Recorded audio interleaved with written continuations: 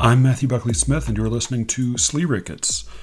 Thank you all for listening. Thanks also for your patience. This has been a long week. Had some computer trouble, lost a little bit of recording, but things are back on track now, and I'm really glad to share this conversation with you. The topic of difficult, opaque, maybe even unreadable poetry has come up a number of times on this podcast, and to be honest, this is not my cup of tea personally. I've spoken with a few people about this, but I think what I've really been looking for is someone who loves this sort of poetry. And this is, I think this is not just poetry that is demanding, but poetry that really thwarts the reader's understanding. I think like the arguments against it are relatively easy to identify, but I've been sort of wanting to talk to somebody who has a thoughtful account of what might be the value of this kind of poetry. And I was lucky enough to have a conversation with somebody just like that. I spoke with Gabriel Ojeda-Sagué, is the author of an alarming number of books for being as young as he is. Most recently, he has the collection Madness. I will put a link in the show notes to that and to his website, which has all of his other stuff on there. But today, I have a conversation about his 3-part essay on unreadability that came out on the Poetry Foundation's Harriet blog. Gabriel was an unbelievably good sport. He was extremely generous, and we really got into what is the deal with unreadable poetry, and why might it be why there might be more to it than simply an easy dismissal, which is admittedly sometimes my natural response. So I can't thank him enough for coming on the show, and I also want to thank people on the Substack chat who chimed in with some questions. I was able to ask a couple of those during our conversation, and I'm grateful for that. If you have not taken a look at the Substack chat, do go to sleerickets.substack.com.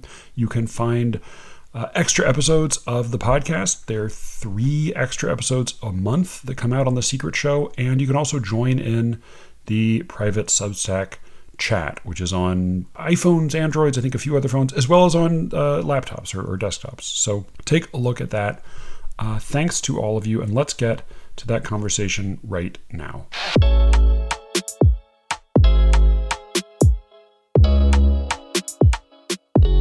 So you're going to do I'm assuming you said you're going to perform. I assume this is poetry. Yeah. So what is your feeling or philosophy about poetry readings? My feeling is that as I've gotten older, I spend less time with them, which I feel a little bad about. When I was younger, when I was living in Philadelphia, I was very involved in the poetry scene there. And that's partly because at least when I was in Philly around kind of 2012 to 2018, that poetry scene was really close knit. It was like there was a lot of events. There was a lot of kind of recurring faces. And I did feel like it was a friendly place, and also a place where you would occasionally hear some good things. So you'd also hear some bad things, but whatever, that wasn't a big deal. But Chicago is very like split up, like because it's such a big city, there's a lot of very small scenes and that aren't really in communication with each other. And kind of what I learned when I got here and asked some people about like what's going on in the poetry world, I think around 2018 there were like all these like fights and like drama that made that like the scene kind of broke up a little bit. Poetry reading fights? Like not at the readings, but I guess related to them. Okay, all right. Silly drama between poets, and then throw COVID on that, and it just sort of like it sort of stopped. So I think post COVID, I've not been good with going to readings. I need to be better at that. But generally, I think that they are like, I think they're good places to learn. Like I very much think my advice always for like poets starting out is like go to some readings and just sort of watch people do things and talk to somebody if you want to, because it's a good place to kind of begin a relationship to poetry. And then I think what you want to do from that point it's sort of up to you. Yeah. I can't help but hear when you say I haven't been good about them. I need to go to more. I mean, this is the way people talk about the green vegetables. Like this is not No, like, no, oh, you're we're right. reading. I can't wait. This is, this is like, No, you're well, it's right. my duty. I should be a good poetry citizen. Well, you know what I think it is partly like it's the only way I actually learn who the poets in my city are. And that Okay. like that used to be a really big thing for me was like knowing the poets in my city. Yeah, And yeah. on honestly, like, and I'm not exactly proud of this. I don't know that many Chicago poets. Like Yeah, I yeah, know some, but I don't know that many. And so like I read all the time, but when I'm reading all the time, it's often like poets I already know and already care about. And a lot of them are dead and some of them yeah, are yeah, alive. yeah. And um what is good about it is it'll sometimes introduce you to people so that you know like who's working.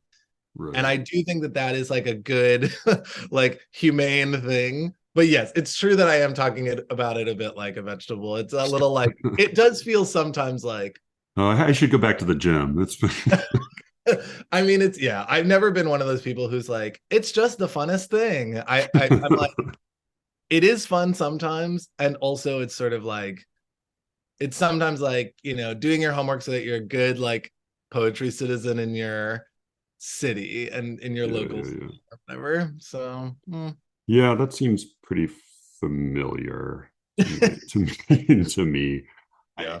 yeah. I mean, and I mean, I think you're probably right. Like, it's really as I've gotten older, I've been.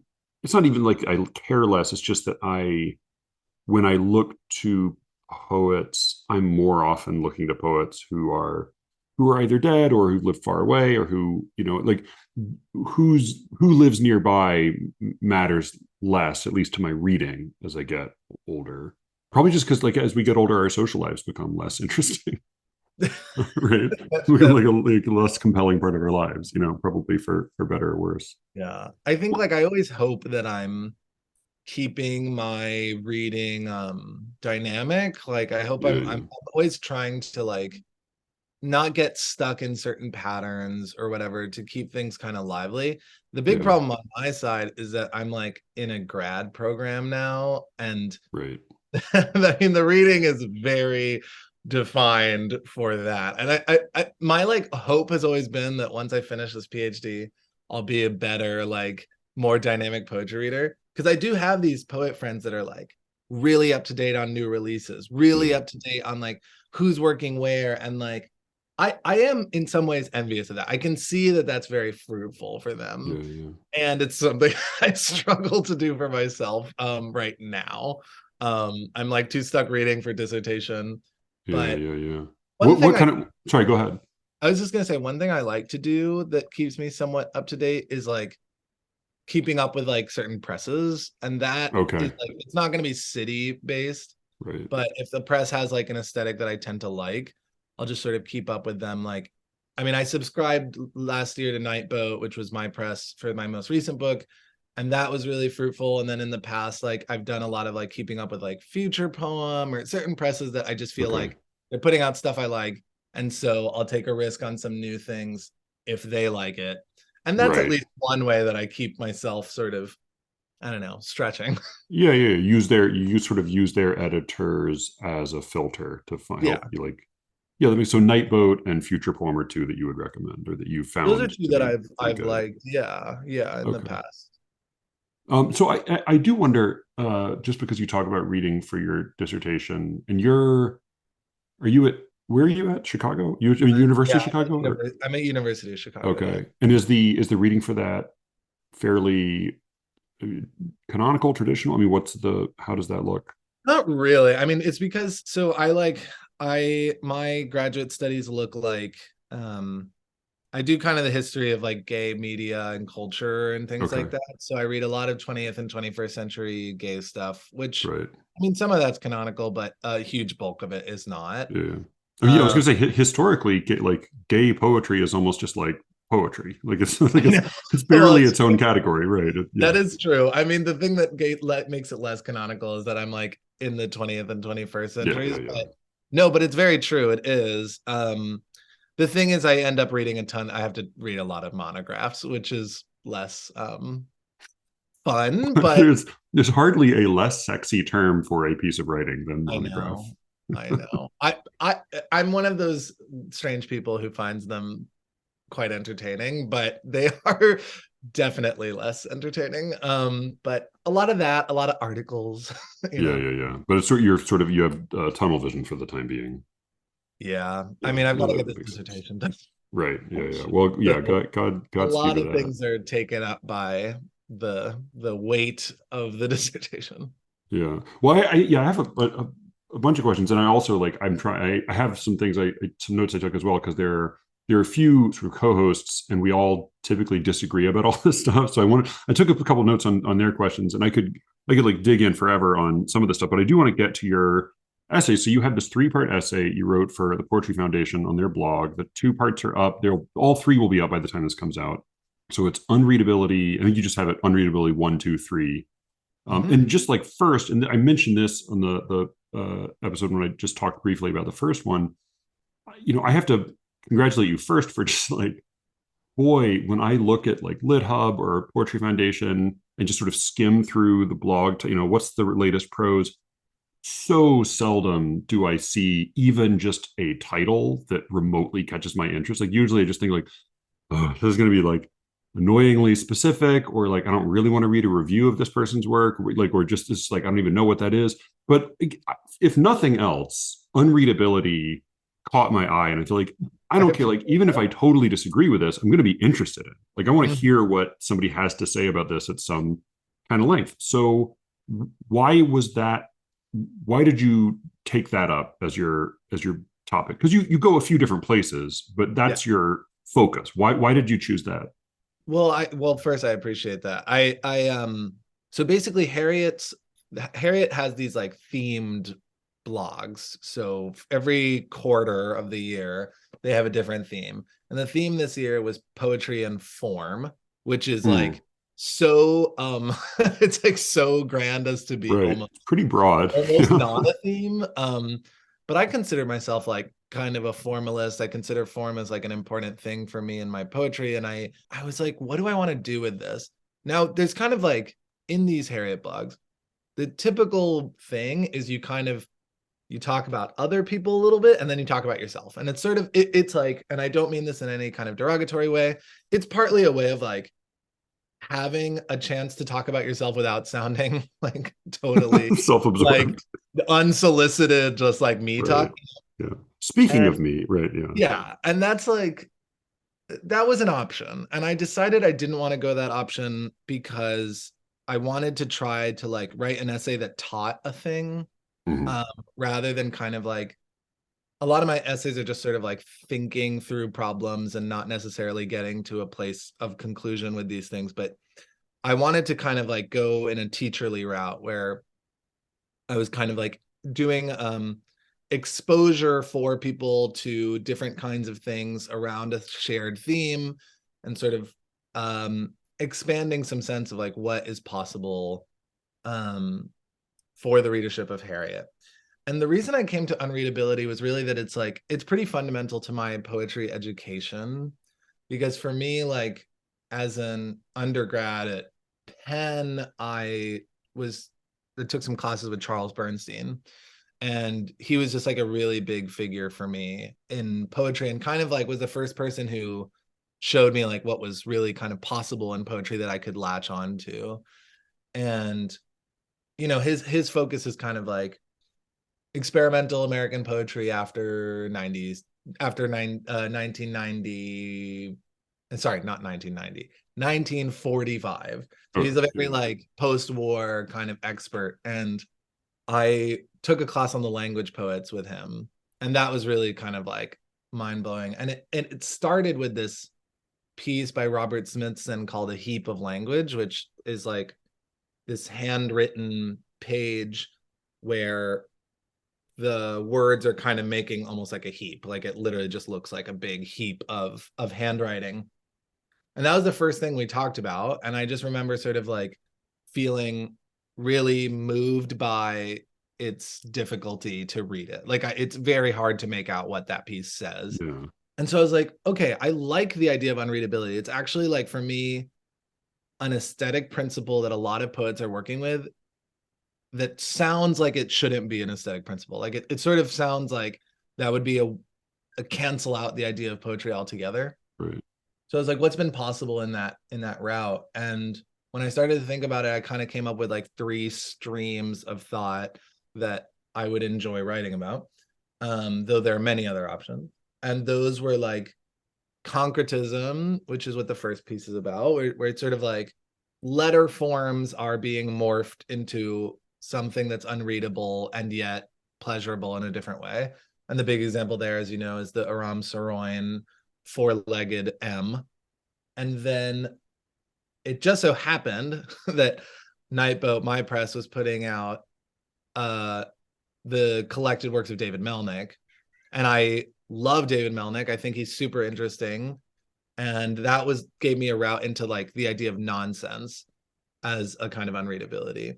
And I was like, perfect. Sorry, my cat is like entranced by a bird. Give me 1 second. Yeah.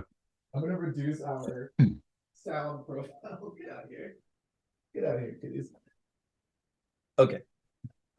So as I said, Nightboat was putting out the collected works of David Melnick, and I love David Melnick, and that was like a good anchor for a talk about nonsense. And then the last one, I kind of had a few different routes that I could go, but I was like, it might be nice to talk about this kind of digital side of this. And what becomes unreadable in that is like basically how crowded the digital interface is and how kind of messy and ephemeral it is. So rather than the poetry being like semantically unreadable, it's something about the like form that it's in. Yeah. I was like, this is going to work. This is going to be a good, like, teachable stream of things for Harriet. And what was nice about it, in my mind, was that it did not give me any opportunity to talk about myself. Because even though I'm like so interested in reading unreadability, I am less interested in writing it. I have like a very different relationship to meaning making in my own work, but these are very much like, for me, kind of like forefathers for my own aesthetic interests. Just kind of like, it was kind of a good like going back to my kind of primary inspirations as a poet. That was really the goal of it. No, and that seems to me like one of the better possible uses of criticism. It's like rather than rendering an objective verdict or even a personal reflection, it's more like like instructions for how it might be possible to enjoy something. Or like, here's this thing that exists, and like here's one way you could get something else. Yeah, I think that's totally right. And that's how I felt. Like I wanted to give a sense of like why this stuff might be interesting to the writers, Right. like why the writers would be invested in doing such a thing, and also why it would be interesting to the readers. Like why would any of this stuff have a readership and be pleasurable or interesting? And what I liked about kind of calling it unreadability or thinking about that was just like starting with a very negative like connotation. And I use words like degrade and devolve and things like that. I like kind of like twisting the kind of like negative connotations into a sort of pleasurable aesthetic experience. Like one of the perennial questions that we've had in this podcast is one of difficulty, and obviously difficulty is not the same thing as, unreadability, though there may be related. Like a question that has come up before is like, it's possible to say like this is difficult to read, or in one capacity or another, and you talk about all these different ways in which one might mean readability, and even like the most common way is actually figurative, like not that it's literally unreadable in any sense, but that it's like I can't stand reading it is what that often means when we say that for moral or aesthetic reasons or whatever. But like it's very possible to imagine saying, and we often do say things like, well, this is difficult to read, but it's totally worth it, right? Like that's a very common thing we might say about certain kinds of sort of challenging art. Mm-hmm. But what I found like less clear is an example of someone saying, this is difficult to read, and that is in itself a good thing. Mm-hmm. Right. And it seems like that's some of what you're trying to illuminate here, I which I'm think so. really great. Yeah, sorry, go ahead. I'm really grateful for that. I'm very interested in difficulty. I mean, I think like difficulty is a good thing. I mean, Okay. in part because, right, so like because I'm maybe also because I'm a grad student, or like I teach poetry through Coursera through this like through a course called Modern and Contemporary Poetry. I'm like a TA on it, and Mm-hmm. I've been for what feels like 10 years, but is maybe probably like 8. Um uh And Coursera is this like Blackboard, like an online interface? so yeah, it's like a massively open online courses. So they're free, online, open. It used to be a really big thing in like 2012, and like kind of Right. not as many people do it. It used to be the future. It Right. used to be the future, yes, exactly. And then kind of we all realized it wasn't, but we're still holding it down on Coursera. Um, but the reason I'm mentioning that is like maybe because I'm a teacher and a student, like one of the things that is always interesting to me in poetry is like what it gives you to talk about with other people, like what you can do with it in concert with others and with yourself. But for me, like I'm just not really interested in a poem that gives me nothing to chew on or to think Mhm. about, or that leaves me with like no questions. Like a poem that is very clear to me about what it likes to do and say is like not giving me a lot. It doesn't situate itself in my life in any way. It sort of is like an episode. Like, okay, I read that. Have a nice day. I'm Yeah. gonna move on. Whereas like something that holds a lot of difficulty, or holds a different kind of relationship to its own meaning lets me kind of live with it in a longer term way, and maybe even in a mutual way with the people around me who are interested in it. Like I for me, like the one of the great books is Ashbery's Three Poems, which I love that book. I've read it a bunch of times. I have no idea what it's about. I'm not really quite sure. The best I can do is that it's about like existence, which is not saying a lot. But it's like it's amazing because the way that book reads is like you're reading it and you almost kind of zoom out on these really big prose blocks. You kind of zoom out and it feels like it's this like honeycomb under you that you're just sort of like scrolling around, but you're not actually reading it at the level of the kind of the sentence. And it's a very interesting object. It's a very difficult object. Um, so I do think that difficulty is a good thing because I think it sort of allows like a relationship to the work. With the level of unreadability specifically, like for me, what it is like unreadability has to sort of surprise you because it breaks out the base rule of this stuff. Like, I think let's just think of like a famously difficult novel like Sound and the Fury or something, like is literally readable. The thing people will Yeah. say, oh my God, I don't know why this is happening or who's talking here or what, but they are actually understanding the base level, which is like each micro word, letter, sentence. So if we break that base rule, what happens? Like the base rule of like we're bringing it to the point where you can't read the word, the sentence, the Yeah, letter. where Yeah. it's like not actually like meaning anything at all. Yeah. Yeah. Yeah. Yeah. Or like you may not even have a thing called a sentence or a thing called a word. Yeah. Like that is where I'm like, what's happening there? That experience feels like something to kind of hone in on. I spent a long time in the theater world. And I remember one of the principles I always had was like, I want not just for the sake of concession sales, like I want a play, like the goal should be that you leave the play at the end of the night and you have to go to the bar and argue about it with your friends. Like you Yes. can't just go home and say like, oh, that's fine, or like, oh, that's nice. You have to go like have it out, Yeah. which I feel that still, and I tend to have that same kind of feeling about poetry. Like I just got a note from a listener who said like, you praised Anthony Heck's poem "The Grapes." I can't believe that that's a terrible poem. He had no right to write that poem. And like I read that and I was like, oh, this is so exciting. Like I get to explain why I love, like now I get to like dig into it. Like that's part of what's fun about it. But I also like, so I read there's a line in the first part of this essay where you say you're kind of talk about how like readability in itself is sort of like an underwhelming praise, like it's barely praise to say, oh, that's a very readable book. And you offer some sort of near synonyms or like more robust synonyms like engrossing, captivating, immersive, unputdownable.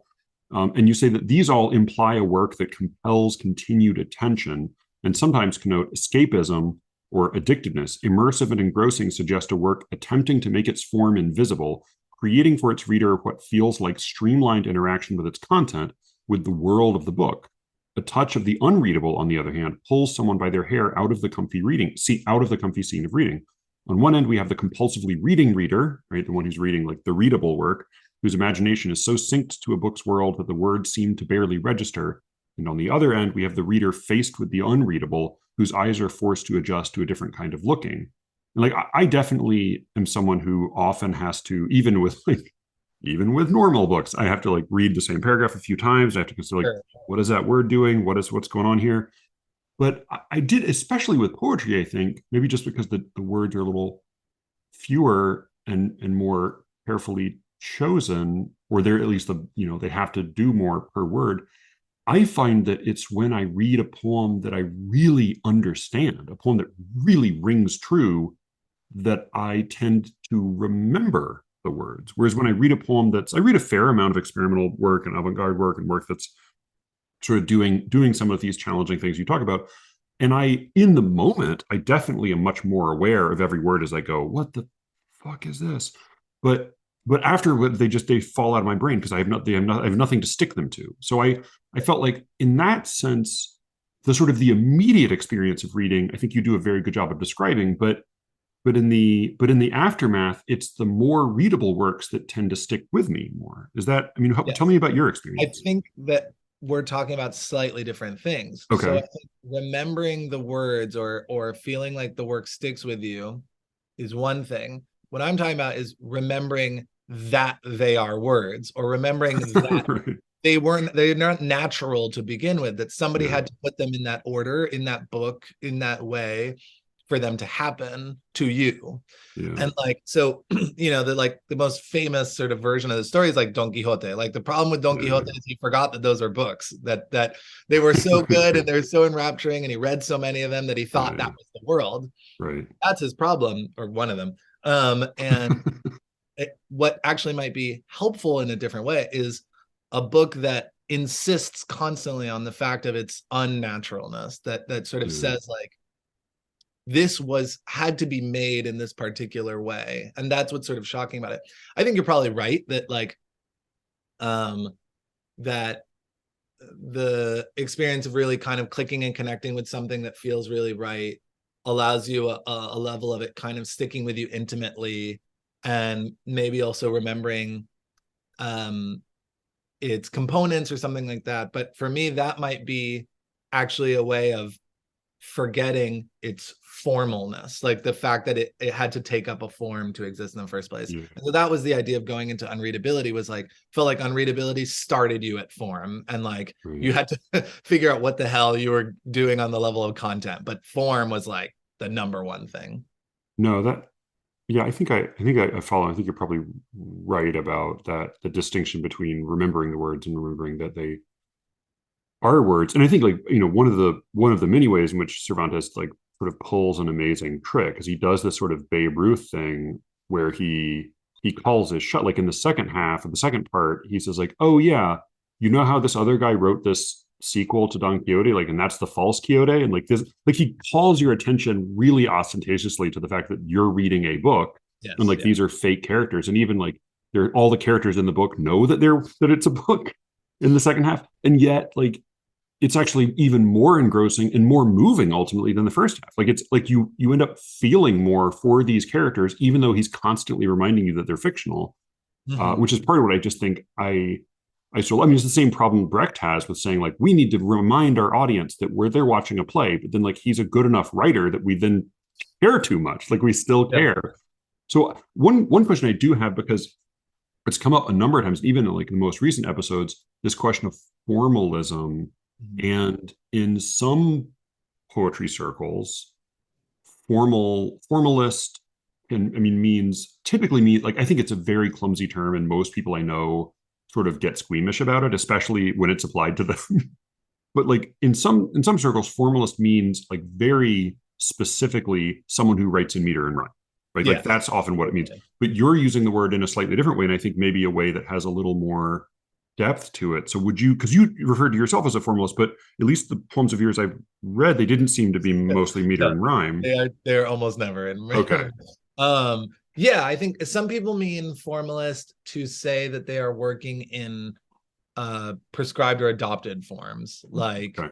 I wrote a villanelle, Yeah, like yeah. that kind of a thing. Sonnets and villanelles, and that they ascribe to particular rules about what forms are traditional or whatever. So Yeah, that yeah. is, yes, that is a way that a lot of people use it. And actually it's like it is a smart way of using it. It's a useful way of using it. Well, what I mean, and I think also some people use it this way, is that like the form of the poems is uh essential or even primary in some way. Hmm. So like in my books, I'm usually trying to play with a lot of different kind of formal structures and a lot of different like approaches to a shared problem. So to just kind of give an example, like in my most recent book, Madness, like that's a book that's pretending it's another book. It's a book that's pretending it is the selected poems of a poet who doesn't exist. And All right. I love that. All right. so I'm gonna it like has make sure I like promote all your. I'll do a proper intro separately where I'll talk about what you've written and do links for everything. Like I really, all right. I really love that idea. Sorry, go yeah, ahead. no, so it's like it's a totally nested kind of narrative form, and that requires, so I have these like almost like biographical, I put that in quotes, Yeah, yeah. introductions for this fictional poet, and then we have the poems that that fictional poet wrote, and that fictional poet is interested in a lot of different kinds of formal techniques. And so that's a book that like it's being a book is its sort of first principle. Yeah, um yeah, yeah, yeah. Being in a certain kind of form is its first principle. You then need to do a Pessoa and invent another poet who writes a bad review of that book, like Yeah, furiously decrying that's really everything that what he's I, done. I I think I sometimes did like light versions of that, but I certainly did not get as deep as Pessoa. um but which is probably for the best. But and then in the book before that, which is called Losing Miami, like I was really interested in kind of like testing the limits of bilingualism in poetry. And so I have these poems where every other word is in English or Spanish, like it sort of switches languages at the level of each word, and it makes these like really kind of nasty little difficult to read poems that I think like what's being foregrounded there is the language, the switches in language, rather than the actual sort of specific meanings of the words. So for me, that's like a formalist work, but it is not, a villanelle. Yeah, and actually, okay, that makes a lot of sense because it's like another recent like tug of war in the podcast has been this question of content versus form, and some people who seem to choose one over the other, or seem to, or maybe try to find a balance. And so that you are at least very interested in the form of the poem, whether or not that's always the only thing, then is consistent with this sort of fascination with unreadability. Because as you say in the essay, some of what happens in at least certain unreadable poems is that the content sort of becomes invisible. Like you lose the content and you're confronted with the form and have to deal with it on its own terms. Right. Or it's like, or it's at least pretending that it doesn't have content, or that its content is like sort of an Right, example. right. Like the Melnick book that I talk about, the Picoet, is like these like poems that like if you kind of zoomed out and you couldn't really read the words, like look very similar. They have Right. similar shapes and forms, but literally like if you're reading it, it's like blah blah blah blah blah, blah. It's like Right. no, Yeah. it's nothing at all. That's one where like it would be very hard to say what the content of said book is, Yeah. um, Yeah. or it would be difficult to talk about it at any length. But its form is quite apparent. I mean, I think for me, like it's sort of a false binary because The content form thing is a the false content binary. form binary is sort of false because I think of content as like a projection of form. It's like what form makes available to you. If I think about it in terms of another medium like film, for example, like you at the formal side, you might have like the actual like film itself, the literal medium of the film, but you would also have things like the position of the camera and the lights and the production companies and things like that. And the content might be like a riveting, heartwarming story, but that's also just like that's a projection that comes at the last minute of like various infrastructures like editing or production or script writing or things like that that actually take quite a bit of formal inventiveness. So for me, content is like it's almost, it arrives last minute once form has put itself in its place. And that is why I sort of say it's a false binary, because you could be annoying and say it's form all the way down. Right. And Yeah. I'm Yeah. gonna risk being annoying and saying that. But yeah, that's sort of where I say, and that's why I call myself a formalist. Though I do use words weirdly, because I also sort of call myself a lyricist, which like I only mean because I write with an I. That's the Okay. only Yeah. Yeah. reason I'm Yeah. using that. But some Sure. people, if I said that I was a formalist lyricist, they'd really think that I was like Robert Hayden or somebody, and like I'm very much not that. You can Very only much, use one of those terms at a time. If they I come know, together, they create this false create a impression. very specific kind of person that I am not. But Right. Gabriel um, Ojeda-Sagué, the formal, Robert Hayden of our time. yeah, right. I mean, ooh, but hey, no shade to Robert Hayden, but not me. Yeah. Yeah. Yeah. So, and when you say use an I, that's also like a personal I, like not a Yeah, dramatic I mean, monologue it's I. it's sort of like I kind of think it's a fake personal I. Sure. Yeah. It's pretending to be a person. Persona. But yeah. Yeah. I mean, it's not exactly a persona, because sometimes when people say persona, they mean like a defined character. Like Yeah. my persona is John Cunningham or something, but like I just mean by saying I'm always pretending that that ascribes to me, and often it doesn't. But Sure. Yeah. Yeah. Yeah. but it's sort of where it does and where it doesn't is not actually quite available to the reader themselves, unless they like know a lot about me. Yeah, yeah, but this is the you that you choose to make available in your It's poems. it's the aesthetic eye. It's Yeah, like the yeah, one yeah, that yeah. I've decided to aestheticize. Sure. So when I go back through like old poetic controversies, either more recent or even further back, one of the one of the sort of observations I find myself making a lot is that the arguments, because like I think really brilliant readers across time tend to have, especially really brilliant like reader writers, tend to have sort of more in common, even when they seem to disagree with each other, than like they have with various like second rate readers, even to the ones who were sort of on their team, so to speak. And so Yeah. one of the things that I find myself observing is that it seems like a lot of poetry or literary controversies are founded on a conflict between what went without saying. Mm. Like one person took it as a given that certain things went without saying, and so didn't bother to say them. And then the person reading his work says, "But you didn't point this out." And so one thing I wonder about, because I think like when I see unreadability as a topic for poetry, I think like, oh, I wonder how somebody is going to, like, I assume unreadability for me starts as sort of a dead end, but then what is there to say about it? I'm curious to hear, but I'm curious, like for you coming into this as a what goes without saying about unreadability? Like, what do you assume are sort of the given stakes for unreadability for like most people or for yourself personally? Okay, interesting question. Like, is it a good thing? Is it a bad thing? It's and more. I mean, I think generally by default, unless you're, a certain kind of outre person that I unfortunately, uh, it's bad. It means actually kind of like an aversive thing, like you don't Right. want to be there. It's going to be unpleasant for you. And also unreadability, and this is not somewhere that I went in the essay series, often means like unreadable because like horrifically immoral. Like Right. Yeah. Yeah. Yeah. somebody Yeah. could say that Dennis Cooper is unreadable because Sure. he has all these like murders and weird sex things and blah blah. Somebody yeah. could be like, oh my So god. yeah, the Marquis de Sade, people say that a Yeah, lot. exactly. So it could be like a lot of times when we say unreadable, it's like, oh my god, I can't Yeah. bear it. So I assume that it's negative. I also assume that it's a kind of, it's also a way of saying, and then I won't. Like it's unreadable, and so therefore I won't read it. Right. Yeah.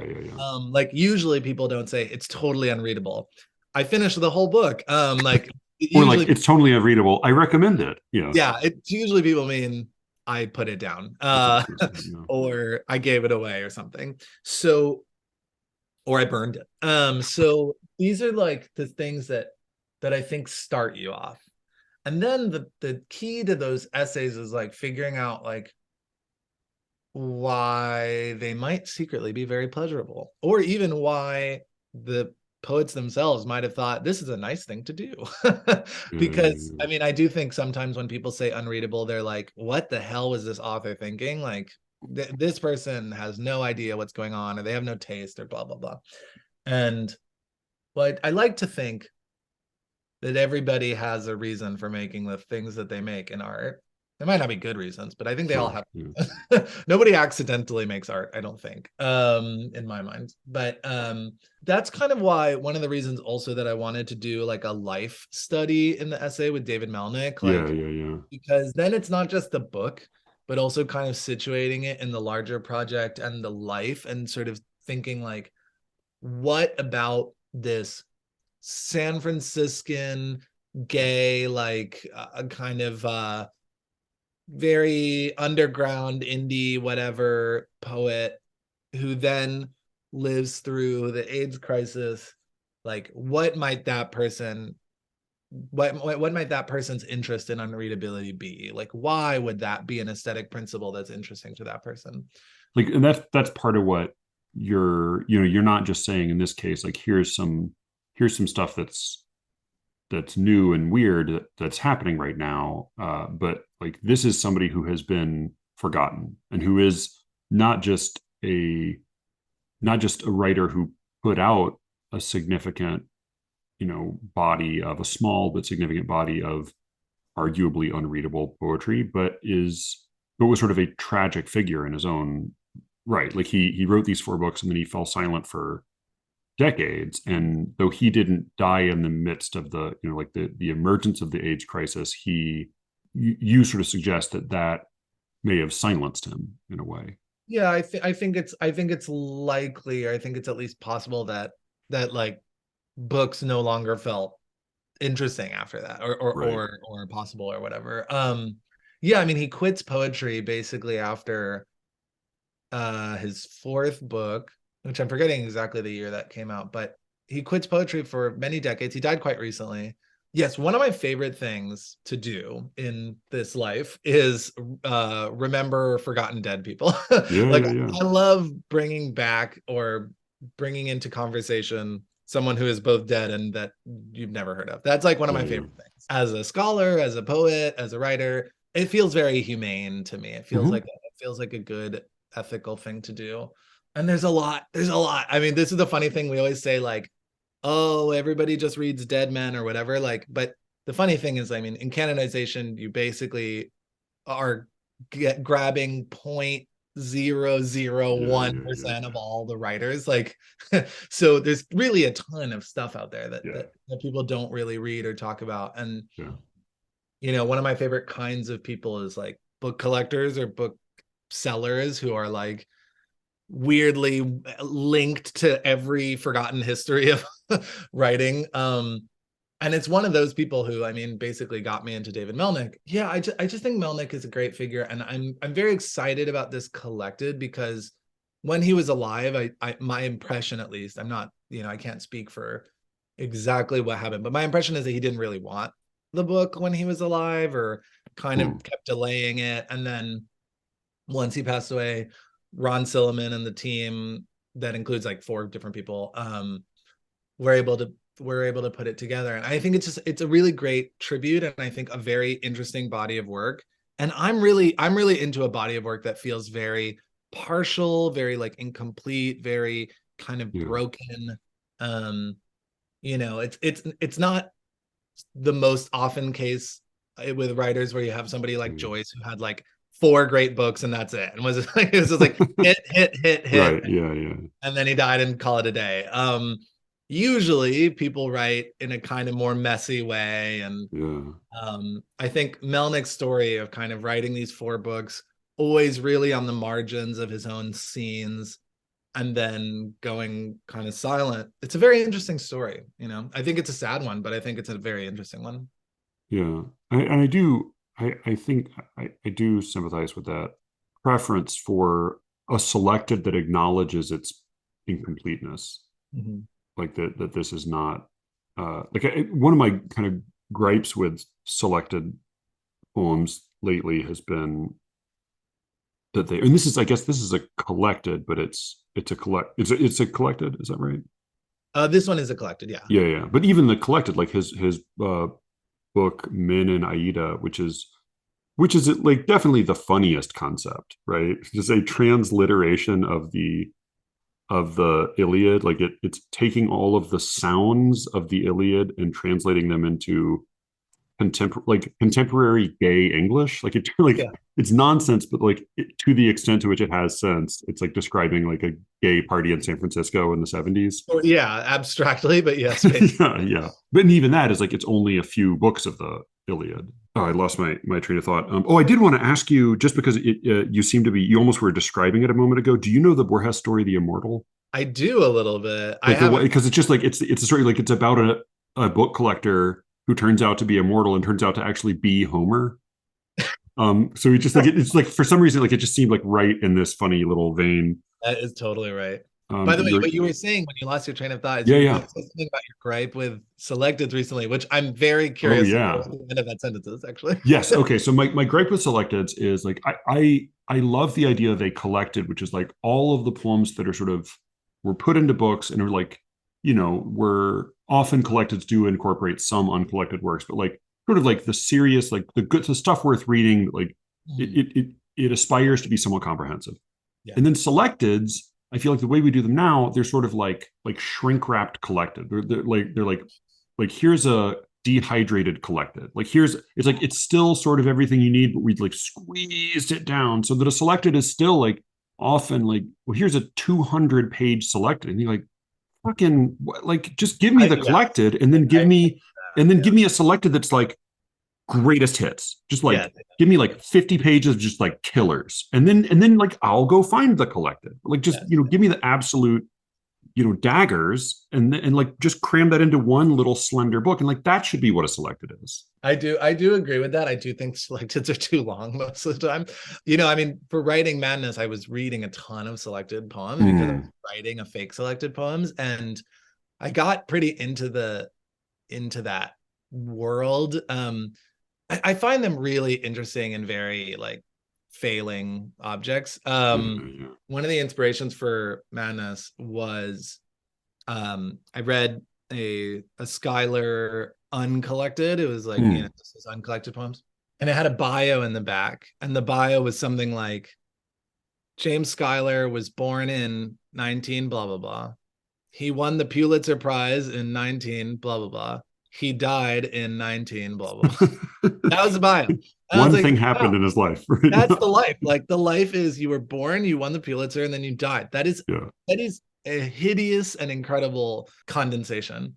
And so one of the things that's going on in Madness is like I was trying to like recreate that condensation and sort of like think about what would be left out, because Schuyler was a person, he was very manic depressive. He was kind of chronically ill and lived a very difficult life. And my book is also sort of about mental health as like one of these things that like has a very weird place in selected poems. Like it's written out, but it's also sort of important to the work, and so therefore it's written in. And anyways, I think they're a very interesting form in large part because of how wrong they feel. Right. I mean, they're also chosen almost always by the poet, which seems like probably a mistake. Like probably you don't. I mean, obviously, if you're alive, you would never be able to keep your hands off of it. But that's true. But like probably you sort of shouldn't be the one making. Yeah, it's funny you mentioned the mental health thing and that sort of super condensed biography because like there are a lot of conversations about how like we inappropriately valorize mental illness and especially suicide because we believe somehow that like poetic genius is necessarily linked to depression or agony. And I think like it's we're right to point out that problem and that like that false causality, but I think that there's maybe not enough credit is given to just like the fact that a suicide provides a tidy ending. Mm. Like a life typically has like a long, boring, confusing ending. And even like I went to a funeral recently of somebody who died unexpectedly, and even there it was sort of like it was more like when you read a novel that wasn't finished, you're like, well, what happens? Because it's like shit that didn't. There was no resolution. And a suicide, even if it's a forced and sometimes false resolution, it provides it's conclusive. Mm-hmm. That's got to be part of it. So you did and I'm fascinated by the fact that you were actually taught by a language poet, because I went to college probably 15 years before you, and I was sort of taught by, like, for me it was like I got the like a generation and a half after the language poets. Like it was very much in that vein, and they were like, we read and talked about language poets a lot, but it was sort of like a ways down the Kevin Bacon lineage. And I think I responded in part by like that. For me, that was the establishment. Like that was like the poetry establishment was the poetry establishment of language poetry. And so like that was in some ways what I rebelled against. But like one of the refrains of a lot of those texts was that like this is the way to write poetry that is like politically active and politically responsible, and like gives some, like doesn't allow for complacency, and like breaks up, disrupts the status quo, and like doesn't acquiesce to the conventional conditions of production and so forth. You have this line in the second part, and one of my co-hosts, I was actually trying to see if she could send it to me. This is Alice. She's an Australian poet, and she writes a lot more poems than I do that are either concrete or that are sort of in the, like, for her, there's this sort of like New York school to generation of 68 in Australia lineage, and she kind of follows after that. Okay. So she has like a different like follows a different sort of family tree than I do, and I think is generally speaking sort of more is more in line with and sympathetic to a lot of the poetry that you are talking about. But she sort of challenges something that you say at the end. It's really not something you say as much as something Noah Ross says at the end of that essay. She says he ends the second part of the essay. She's writing to me, but he ends the second part of the essay talking about unreadabilities, pleasures, politics, and pains. I think there is a political dimension to this kind of writing, but I want to hear him unpack that a bit. It's too easy to just gesture toward the politics like Noah Ross does in that quote. And Noah Ross says, I am left wondering what kinds of queer feelings we can represent in queer illegibility, with parentheses, illegibilities, and stop there. And she says, it's too easy to do that and stop there, convincing no one and potentially encouraging people to dismiss the work altogether. Like I think she's saying it's sort of like begging the question, but she wants to hear like, well, how can that mean? Because I think she tends to be much more political and much more into the avant-garde than I am, but I think she wants to get her hands dirty in it.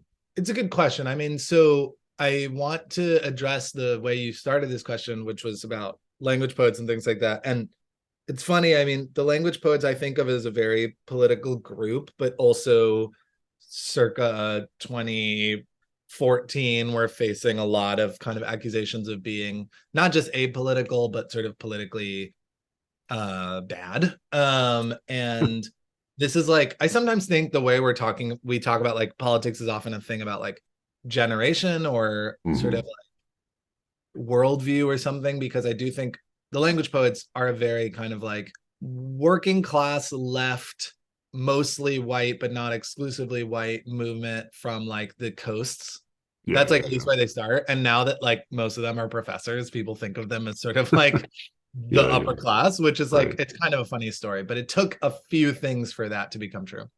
Anyways, on the politics side, yeah, I mean, I'm a person who approaches politics in poetry differently than many. I think like I think of my work as very resolutely political, and I think sometimes people don't find it to be because of its formal interests. But I think like in my own work, I'm interested in like the forms we choose to live in or the forms we have to live in.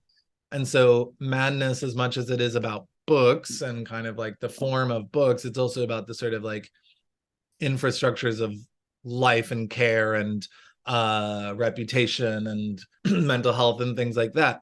I'm always sort of writing from a perspective that is both like gay and Latino, and like I'm not writing always about those things, but I'm sort of using them stylistically. When it comes to the unreadability thing, I mean, I think what's political about Melnick's work at the most basic level, it's that A Pin's Fee, his last book, is a response to the conditions of the like emergency of the AIDS crisis. That it's very much coming out of his like own partner's sickness and a real kind of anger at what is happening at the level of like meaning in the crisis. I think for him, a person for whom meaning is always compromised, who likes meaning being compromised, is suddenly confronted at this moment with meaning being compromised as like a bad thing, as actually like no longer is nonsense like a fun glossolalia of queer celebration. Right. Now, like the world not making sense is actually the horizon of what's so terrible about it. And that, I think, this is my own theory, my own reading of Melnick, so I'm not speaking to anybody's sort of private psychology, but I think that's what kind of creates the poetic silence, is like the principle of the world being unreadable, which was once a kind of fun aesthetic interest, is now like exactly what's so dangerous and horrible about it. Yeah, because that was so much of what was so deadly about the AIDS crisis initially was like confusion and opacity about like what the hell was going on. Yeah, and I think even you could talk about it at a symbolic level, which is just like everything about what gay life stands in for in the American imagination, or in gay people specifically's imagination, is like completely shattered and flipped over, and for many years is kind of undecided. It's just sort of like constantly moving through a lot of different streams.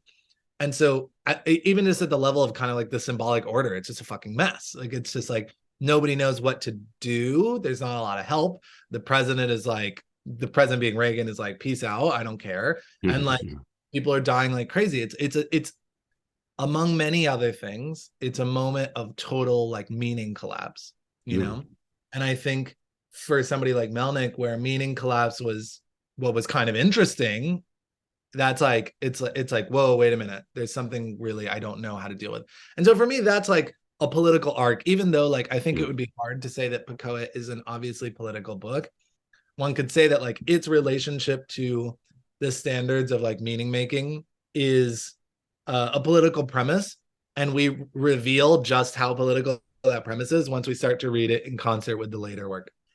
It's funny, as you were talking, I hadn't thought about this before, but Melnick feel like both in terms of his, because that picture of him which introduces the piece is, I mean, that truly is like a picture is worth 1,000 words. Like he's so great picture, deliberately preposterous, but also sort of like glamorous in his you know, ridiculous, like his self-conscious silliness. But he's sort of a Yorick figure, because he's like he's not a sad clown, he's like a happy clown, but also like one who's like confronted with the abyss, and who kind of lives in this precarious, like inescapably political context.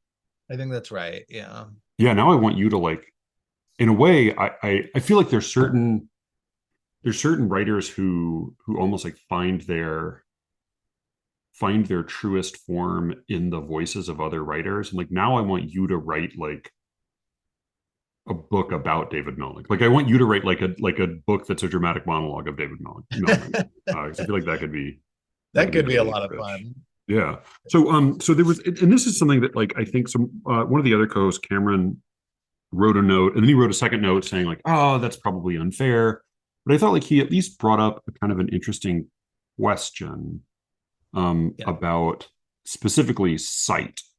because you talk about, you say at one point in the second essay you talk, oh sorry, in the first essay you talk about like at certain levels of unreadability, reading is reduced to looking. Yes. And you say like looking can be just as rich an experience, like looking at a poem can be just as rich an experience as reading a poem. And that to me, I'm very resistant to that claim. I think like looking at a picture can be, but like reading, you even say like the roots of reading are in looking, which made me wonder, like, is that certainly the roots of reading are in looking insofar as we have printed text or like written text, but like reading takes its roots also in hearing. And he was interested specifically in like if you talk about concrete poetry and I was trying to ask him a question about how things are rendered on certain other interfaces, but he was saying like he had some resistance to like what he saw as like a monopoly on concrete or like challenging poetry, like a visual monopoly on it. And I think in the second part, I think in fairness, you spend a lot of time talking about orality. Like a lot of David Melnick's work has to do with not what things look like, but what they sound like. But then you come back to this question in a way that I found really provocative, and I wasn't sure what to make of it. You say, because you talk about this Gauss PDF, which is this big online project, and then there's a particular example of it, this Joey Urus Algonzan's Air of the Trees, which is he's taking Larry Eigner's book, Air of the Trees, and he represents it in a Microsoft Word document, but all the text is turned white. So all you can see is like the squiggles of Word spell check engine trying to say like, this is wrong. And you say unreadable poetry becomes something like an unreadable interface, a multimedia encounter bringing together the form of poetry and the disturbance of the internet. And that's where I felt like, because you then talk about like there are all these different ways that even just this one piece can be further complicated by like aging technology, or like you pick it up on a mobile device, you pick it up on the wrong, like if your computer doesn't have Microsoft Word or whatever. And that I felt like both in terms of Cameron's question about like whether one might be able to fully digest a piece of work depending on which medium one was relying on or which senses one was relying on, as well as like like one of my sort of instinctive responses to or reactions to unreadability is sometimes like, you're right, unreadability is challenging, but also like if I want to be frustrated by a Word document, like all I have to do is like go on my computer and like try to perform any task at any moment. Because like I'm constantly frustrated by technology. I'm constantly confronted with like the limitations of readability, or like hearing some political speech that like is gobbledygook or something. And so I feel like to me, unreadability or confusion or nonsense is almost like that's the status quo. And it's the rare moment when language can become clear that I feel like is worth celebrating. I think Cameron has probably a more sophisticated response than I've translated, but I'd love to hear any of your thoughts on that. Yeah, I mean, I have a lot of thoughts. I think you're totally right, and Cameron is totally right to say that reading is not just visual. I mean, that's for sure. Though in our culture, it is largely visual. It is at least, and it's usually default visual. Yeah. What's different about interfaces, though, is that they're also more obviously like haptic, as in they can be interacted with by touch and by kind of like different actions on your technology. So like I don't give the best examples for this in the column, but just thinking with them, like for Air of the Trees, for example, right? It's a Microsoft Word document, which I have to download to my computer. Yeah. I can then open and I can switch the font. I can change it to be not white. I can just change it to be black, and then we just have Larry Agner's Air of the Trees. Right. Yeah. And I can delete things. I can edit it. I can live make my own book out of this book, which you can also technically do with a book if you've got a pair of scissors, as William Burroughs did. Right. And actually, just mentioning Burroughs, like that makes me just want to say, like, the book is also a haptic object. It's one that we touch and interact with, and we have customs around it. Like, with bookish people are sometimes like, oh my God, you have to preserve it and you can't damage it, and a book is sacred and blah blah blah blah. I find that a little strange. I don't. You got a dog ear. You got a dog ear, And I think you should write in things, and I think you should dog ear. And I also am a person who like gives away books constantly. Like Yeah. I'm not like a hoarder of books. Anyways, they're all haptic objects. So though we're like interfacing with them at the most like when we're reading, like the primary action that we're doing is we're like looking at the book, but we're also touching and holding and kind of moving and manipulating. And the digital work that some people like Gauss do, I think kind of establishes that haptic quality a bit more because it's this like interfaced work. The other thing I was gonna say is like, now I'm forgetting what the other thing I was gonna say is. No, I've got it. Sorry, I asked you like a 10-minute question. You're good. Yeah. I was gonna say that I do think that this is gonna sound bad. I do think that I'm right to say that when we look at something like the Iran Saroyan M or the four Yeah, leg, yeah. whatever it is, that something's happening where we stop like reading the thing and we're just kind of looking at the thing. Like Yeah. there's an action that we don't quite do or that we can't Yeah, quite do. yeah. It's sort of like it's related to when you look at the like an alphabet that you don't know. Yeah, Um, yeah, yeah. but in that instance, you might be able to say, oh, that's this alphabet. Like if I Right, might be yeah. able to say, oh, that's Sanskrit, or that's Right. Mandarin or something. Cyrillic, yeah, yeah. But I might not be able to actually like read it. Yeah. But if I see an alphabet that I don't know, like I don't know, I just watched Lord of the Rings, so now I'm like Oh thinking God, yeah. Those yeah, the like letters crazy on the script. ring, for Yeah. example, right? Like that's an alphabet I don't know. I'm not reading that. I'm looking Yeah. at it, and my looking at it is interesting and dynamic, and obviously that's a very famous image, so like it has some reasons to be pleasurable or whatever, but I'm not reading it. Yeah. And so I think there is something about like the difference between reading and looking at text that you need both to get to reading in some Yeah, way, yeah. but you can do one and you can do the other if you sort of like audio book it or sort of transcribe it in some other way. But Yeah. I think there is something about the degrading of that process that happens when we look at something like that Saroyan piece.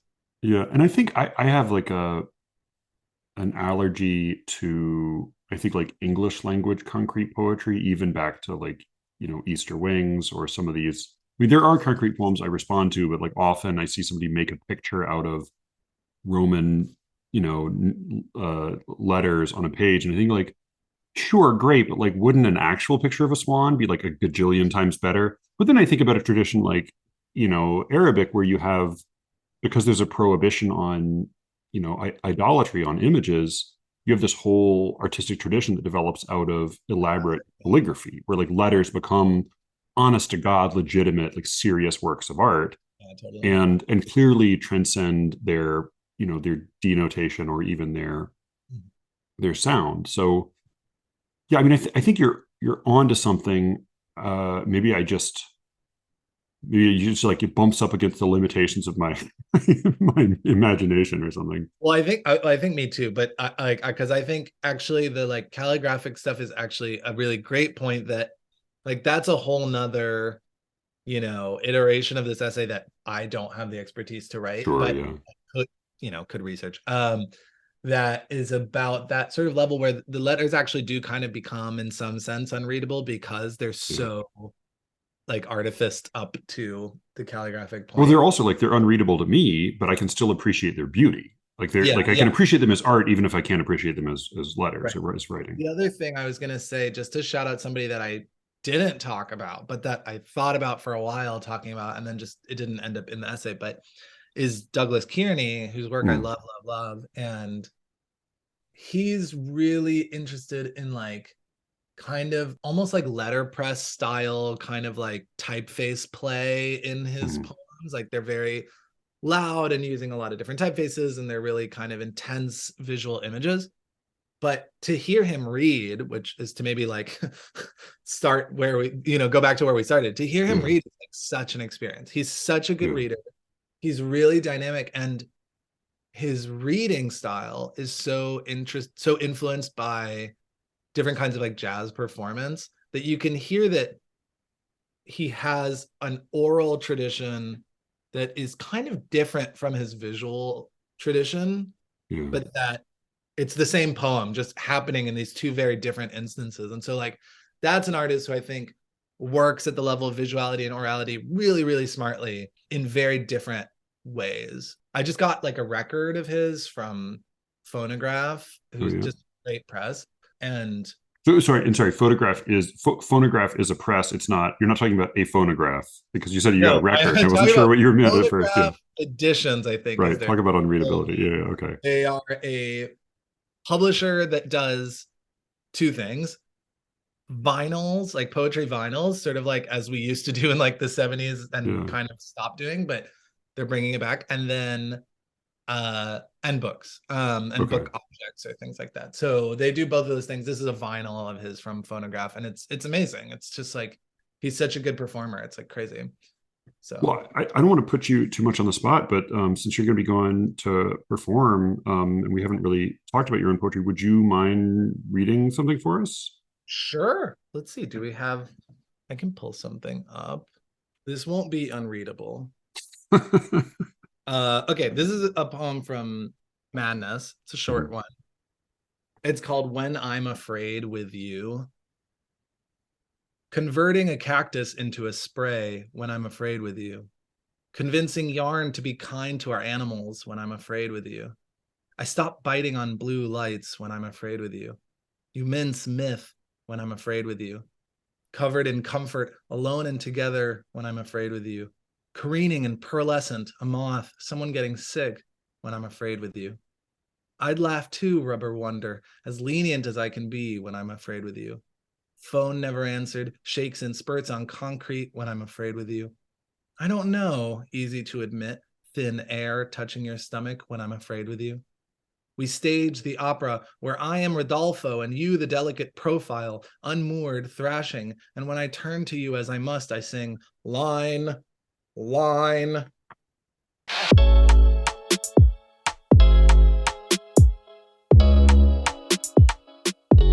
That was this week's show. Again, my guest was Gabriel Ojeda-Sagué. Look in the show notes and you can find links to his website, among other things. You can reach me, as always, at SLEERICKETS@gmail.com. And with any luck, I will be speaking to you again very soon. Until then.